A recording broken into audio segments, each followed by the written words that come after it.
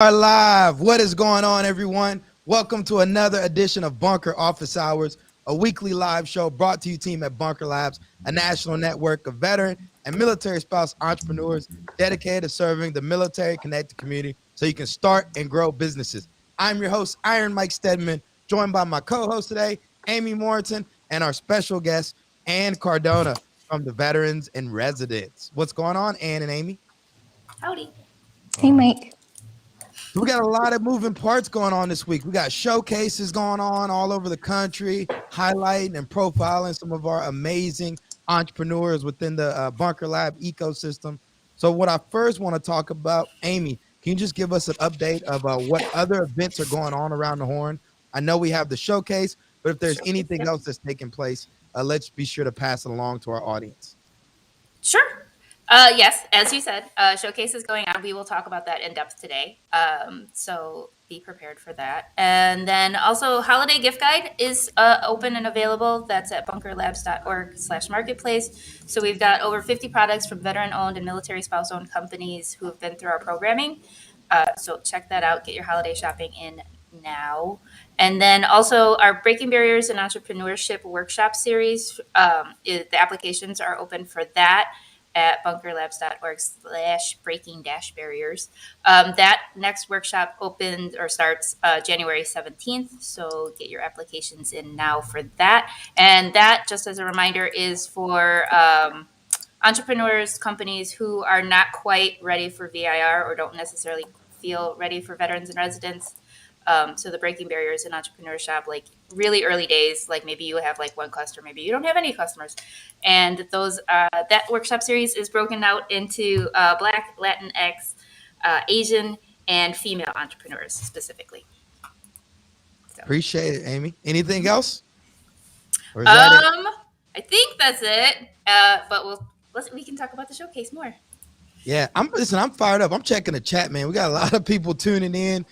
Ann, I guess you're pretty popular at something. Chuck says, "What's up, Ann?" We got my man Jameson on, fired up about the showcase. So I'm just feeling like a lot of energy, and I also feel it on the back end here at Bunker of people flying out, prepping for these showcases. So talk to our listeners about what the VR showcase is, why this is important for us to highlight and profile these amazing entrepreneurs within the ecosystem. Yeah, thanks so much, Mike. So this is our first ever showcase that we're doing all on one night. So December 8th, we're going to have 199 entrepreneurs in 22 cities. So you can go to our events page, find your local listing. Hopefully you can come out. Most of them are 6 to 8 p.m. Some of them are a little earlier in the day, but all of them are sometime in late afternoon. Most of them are 6 to 8. So we'd love to see you guys out there. This is an opportunity to highlight our veteran entrepreneurs that we've had in our program for the last 6 months. So these 199 entrepreneurs came on. They took time out of their schedules every week to do these 90-minute huddles. They joined our master classes. Some of them participated in our pitch competitions. And they've just really been working hard. And this is a time for them to showcase themselves to their local communities. So you can go out, support your local entrepreneurs, see what they need. So they're going to be giving not only a pitch for their business, but what they need. So some of them may need capital. Some of them may need a manufacturing contact. Some of them may want to be in wholesale. And maybe you might be that person in the room that can make that connection for them to take them to that next level.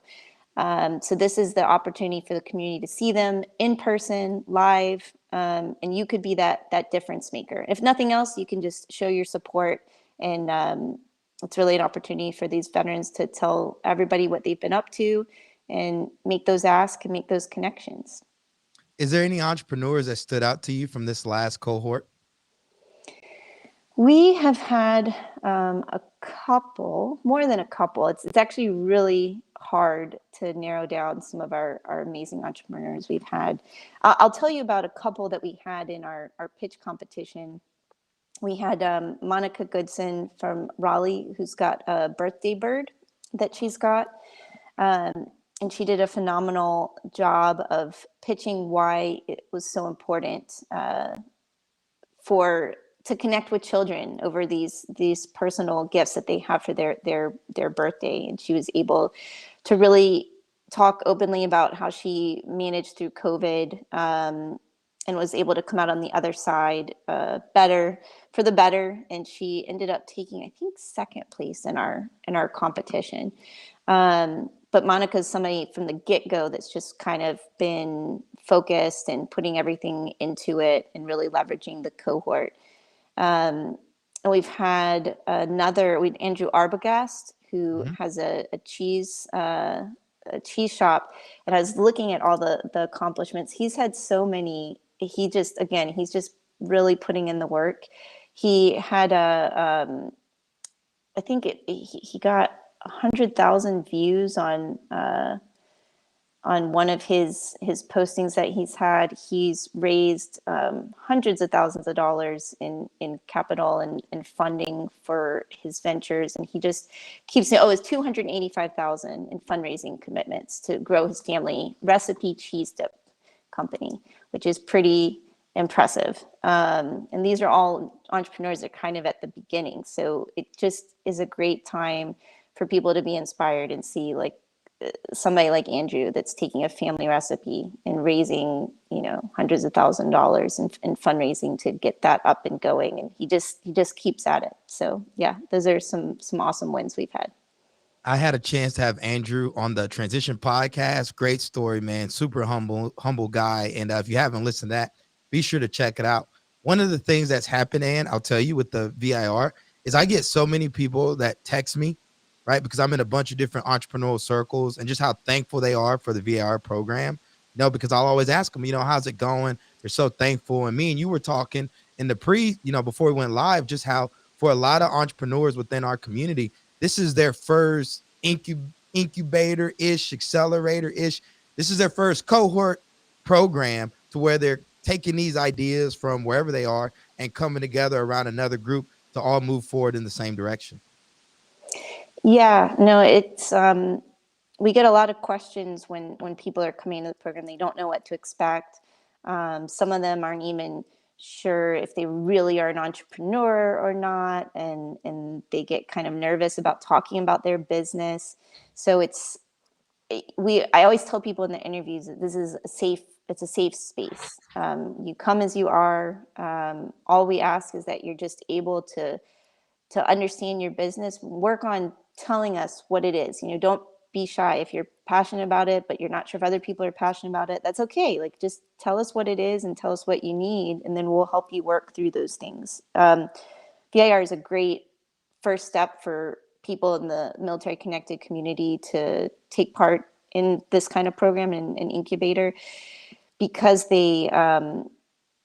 because it is very uniquely tailored. It's not going to take you step 1 through 10. Everybody's going through the exact same steps. You come each week and you tell us what your goals are, and we will work with you to get there. And not only will that local huddle work with you, but then we have Jake Tozier on our team who can actually connect you to those resources and those connections and those people that you want, which not a lot of other programs have that really white glove service where you say, hey, like, I'm trying to find a better manufacturer, a cheaper manufacturer for this product I'm doing, or I'm trying to find a co-packer on the West Coast. Jake will go out to our network and he'll find you that next step, which can seem really daunting to somebody who's just starting out. So it's a really great place to go and make those connections.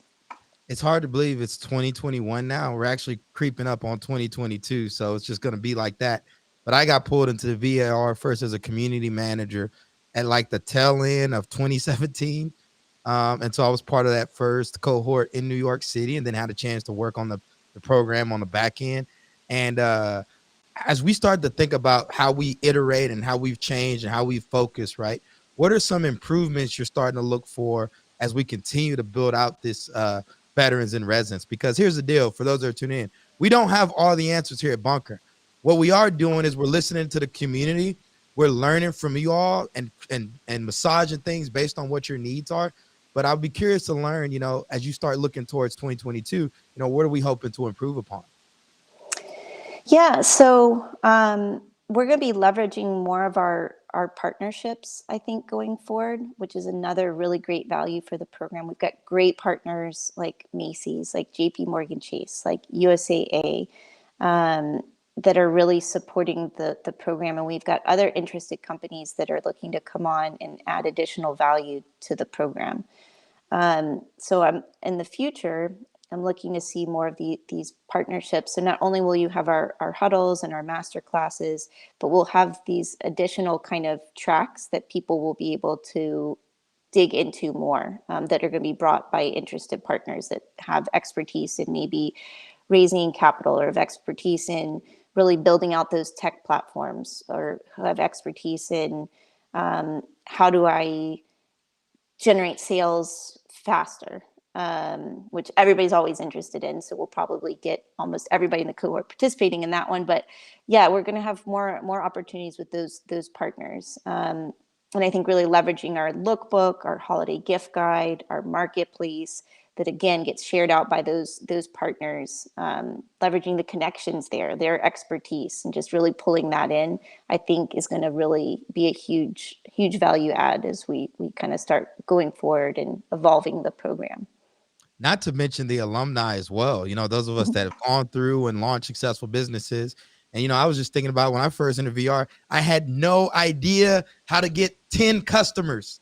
You know, it was like the hardest thing in the world. But when I look at myself now, right, like I know how to do it. I know the frameworks, I know the process. So being able to go back and teach that to other VRs and other members of the Bunker Labs community is a huge value add, because I think one of the things that a lot of entrepreneurs make the mistake of, right? We love reading the books of, like, let's say I'm a big Jim Collins fan, or let's say I'm an Elon Musk fan or whatever. But, right, Elon Musk is a lot further away than, you know, Mike Stedman or somebody else that's 2 years ahead of me. So there's something to be said about that peer-to-peer learning that we're able to cultivate amongst the VR alumni as we continue to grow out this program. So on a personal level, that's what I'm excited about. Yeah, that's actually a good point. Something we're absolutely doing right now is trying to incorporate the alumni network more, and especially within their industries. So we're going to be inviting our alumni to come to our industry meetups that we have once a month.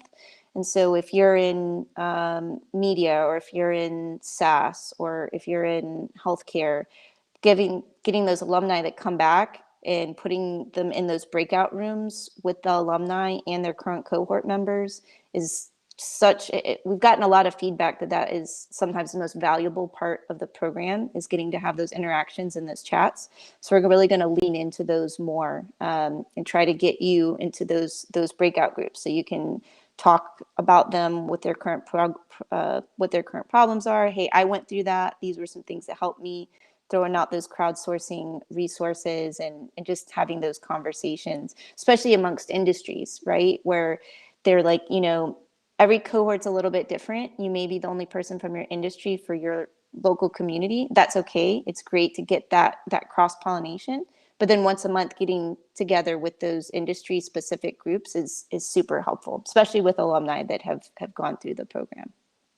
So for everyone tuning in right now, you guys are our eyes and ears of the veteran, entrepreneur, and military spouse community. So what we're going to talk about next is really important, because this is going to help us set the stage for recruiting more transitioning veterans and military spouses into the VR. So, Ann, how do we position? Let me rephrase this.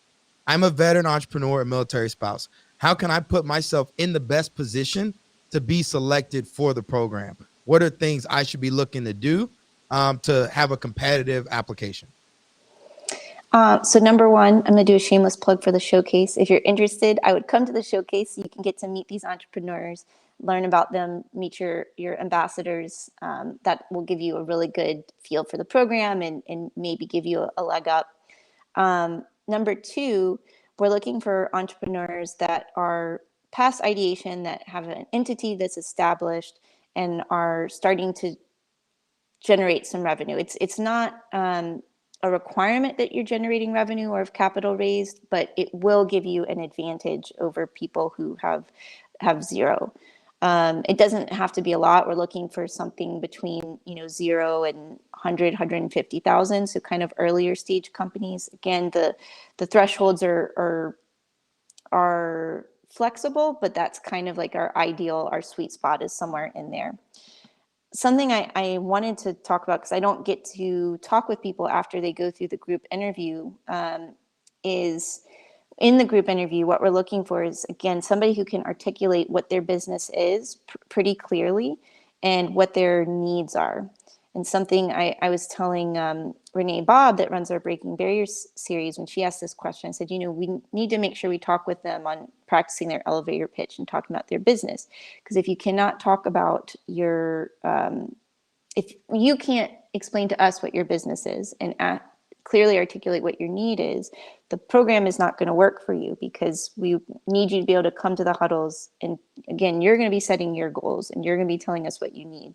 So if you can't clearly articulate it, we can't help you. So that's something that is really important to work on when you're coming into the program. If you get selected for that group interview, being able to speak about your business and being able to understand what you need and articulate that in a clear way is going to be what sets you apart and what seals your seat in the program. And that's an art in itself, because I run a nonprofit, and when I came in, I was launching Ironbound Boxing. It's like, what are your needs? People are like, what do you need? Nowadays, I'm like, look, I need an anchor donor for this, right? I need to streamline this process, and I need this, right? But it took me years to kind of get the experience, be able to know that. So again, those of you that are out there that are meeting these entrepreneurs, because at the end of the day, you're the eyes and ears of the community. These are the things that they need to be able to come prepared with. So grabbing someone and helping them clean up, I call it their one-liner. Can you describe what it is you do in like 10 words or less? Can somebody go to your website and grunt out what it is you do in 5 seconds or less? So that's super important. Now we got a question coming in from James Felt, who wants to know, if your business is a partnership, can you attend at 2 different locations, or must you select one location? So it sounds like maybe your partner is working out of a different location, which we get sometimes. We only allow one co-founder in our program as official part of the cohort. We do allow co-founders to come to the master classes together and the industry meetups together, but for the actual physical huddles, so let's say you were in Nashville and your co-founder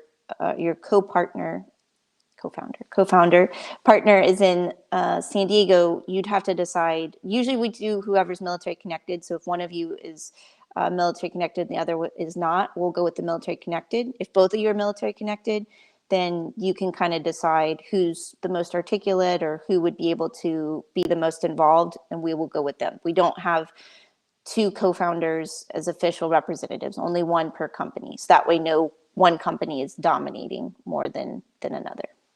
James, I hope that answered your question. If there are any more questions, feel free to put them in the chat as we transition to our book recommendation section on office hours. And before we do that, I also want to say this to start thinking about this. I'm going to be recording more solo monologue episodes of the transition.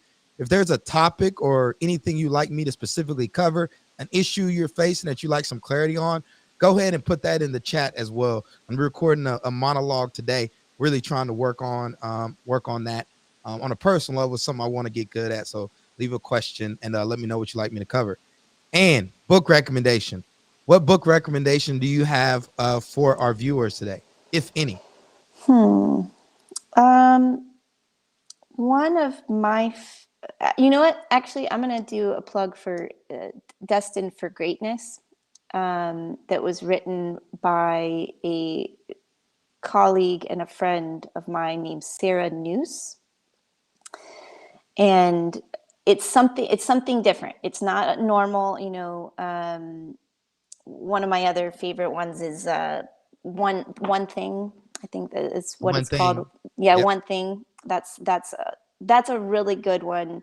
But if you want to read something a little bit outside of mainstream, Destined for Greatness is a story of Tippy Toes franchise out of Tennessee, I think is where they started. Well, they kind of got their foothold there, and really awesome about how they started with one when she was in college and then turned it into this very successful franchise and kind of her formula there. So something different. It's a very quick, easy read.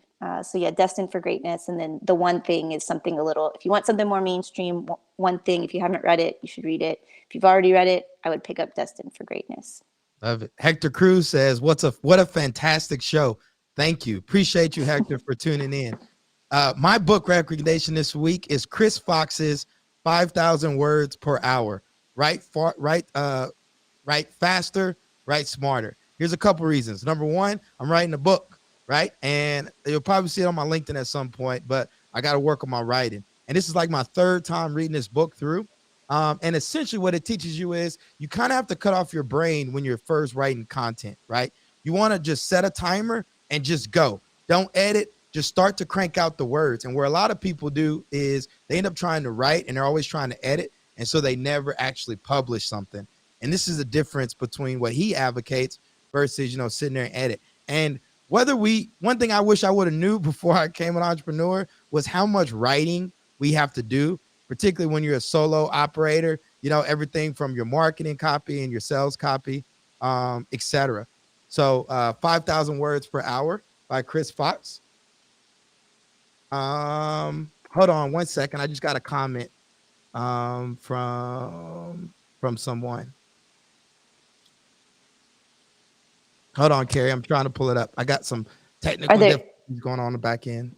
Mike, I think she was looking for, are there any resources available for veteran inventors developing a product to bring to the market? Yes. I want you to look at Start Small, Stay Small by Rob Walling.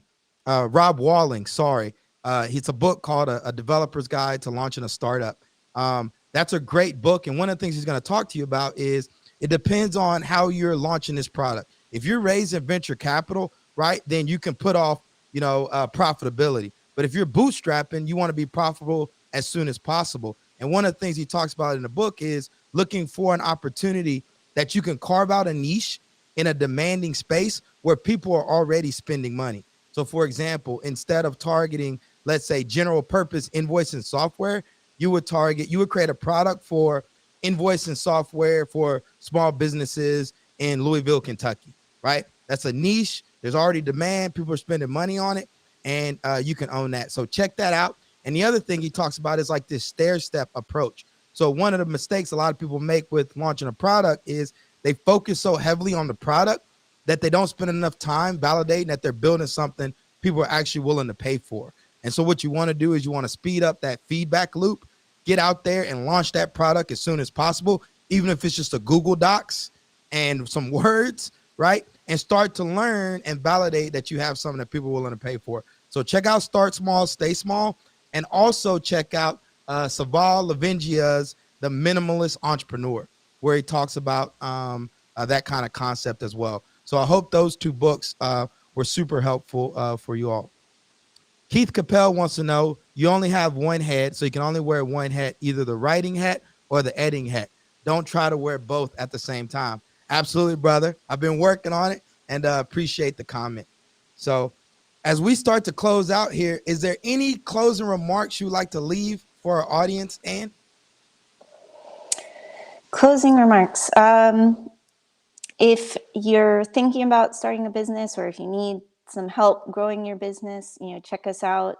Come to the showcase. And if you're in that boat, or if you're not in that boat and you just want to support veteran entrepreneurs, military connected entrepreneurs, we have some amazing entrepreneurs. I mean, the two I talked about are 2 out of 199. So you would be amazed at the amount of companies we got out there. So I would check them out. If you can't make it to a showcase in person, go to our website, check out our lookbooks, and see if there's a company that you could maybe give them one connection. See if there's one connection you could make for one of our entrepreneurs, and that would be such a great Christmas present for them. So that would be what I would like to leave you with. Awesome. Well, Ann, thanks for joining me on Office Hours today, and congratulations on all the hard work you've put into the VRR program. It's amazing to watch from afar.